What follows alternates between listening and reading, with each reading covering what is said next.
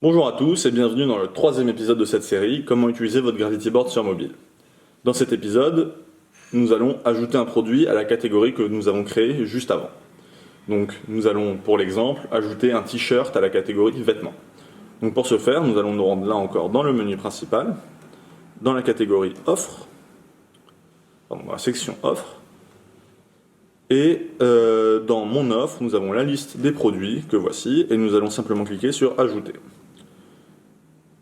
Cette section se divise en 5 parties. Tout d'abord la description du produit, les paramètres, c'est-à-dire le prix et le stock, les photos, les déclinaisons, par exemple, enfin, je reviendrai dessus plus en détail plus tard, mais les déclinaisons, il s'agit simplement de si vous voulez proposer plusieurs variantes du même produit, donc par exemple pour le t-shirt, plusieurs tailles, small, medium, large, c'est ici que ça se passera. Et enfin les options, ce sont des suppléments que vous pouvez proposer au client pour un coût additionnel. Donc tout d'abord, on va ajouter le titre de notre produit. Donc moi je vais l'appeler tout simplement t-shirt. Je vais ajouter une description. Donc voici mon premier produit.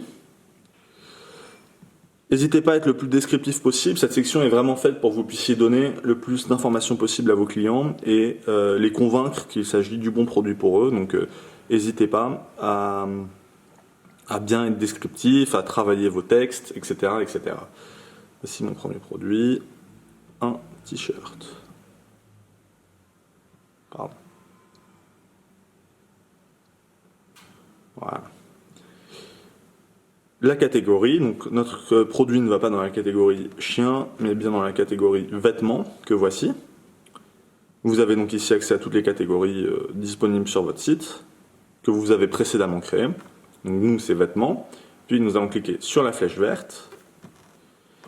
Ici, nous allons choisir dans un premier temps le prix. Il existe 4 types de tarification dans le Gravity Board. Tout d'abord, la tarification unitaire. Donc un t-shirt vaut 10 000 francs CFA par exemple. Mais également plusieurs autres types. Donc le prix sur demande. Il s'agit là donc d'un prix masqué. Le client ne verra pas le prix, mais remplira plutôt un formulaire de contact qui demandera des informations sur un produit spécifique. Cela est très utile pour les services qui veulent demander des devis par exemple, ou des choses comme ça. Le client n'a pas besoin de payer, il fait juste une demande et puis vous le recontactez pour lui donner les détails de sa commande ou le prix, ou discuter du devis, etc. Puis la tarification calendaire, ça c'est pour les produits réservables, donc par exemple une session de coaching ou une session de formation qui vaudrait 20 000 francs CFA par heure. Vous allez le gérer ici en mettant tarification calendaire. Par exemple, si on fait ça, vous allez voir un bouton s'affiche, afficher le calendrier, et puis là vous pouvez gérer donc le calendrier avec les prix. Et enfin, le tarification calendaire réservable sans paiement, c'est la même chose que ça, juste le client n'a pas besoin de payer pour réserver, ce qui peut être utile pour convaincre plus de personnes de souscrire à ces rendez-vous, quoi, tout simplement. Bon. Dans le cas de notre t-shirt, on va revenir sur tarification unitaire, et on va lui définir un tarif de, bon, là c'est en euros, mais disons 10 000 francs CFA, moi je vais mettre 20 euros par exemple, pour les clients européens. Puis le stock, donc combien d'éléments de ce produit avez-vous? Imaginons, si vous n'avez pas de gestion des stocks, vous laissez -1, là il n'y aura pas de gestion. C'est-à-dire vous pourrez en vendre autant que le client voudra. Et si vous avez une gestion des stocks, vous pouvez mettre le nombre d'unités ici. Donc, par exemple, j'ai 20 unités de ce t-shirt. Puis on clique sur la flèche suivante, on va ajouter maintenant une photo pour le produit, ça c'est très important. Vraiment attirer l'œil du client, rendre la chose jolie. Donc pensez à mettre des photos de bonne qualité, pas des photos pixelisées. Donc là on va mettre la photo du t-shirt. On va l'ajouter.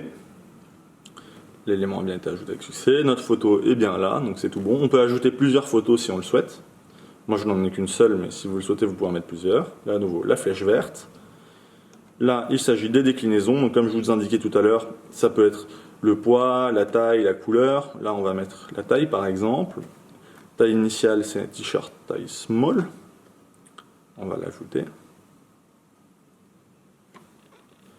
Les autres valeurs disponibles sont medium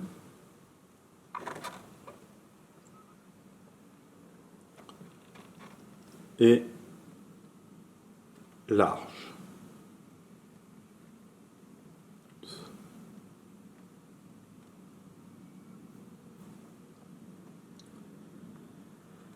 Si vous voulez offrir des prix différenciés selon vos produits. Donc par exemple, imaginons le t-shirt medium ou le t-shirt large coûte plus cher que le t-shirt small. Vous pouvez le faire ici en cliquant sur le stylo,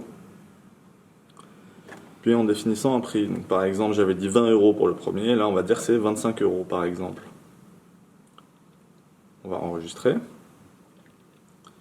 Et le t-shirt large, on va le mettre à 30 € par exemple.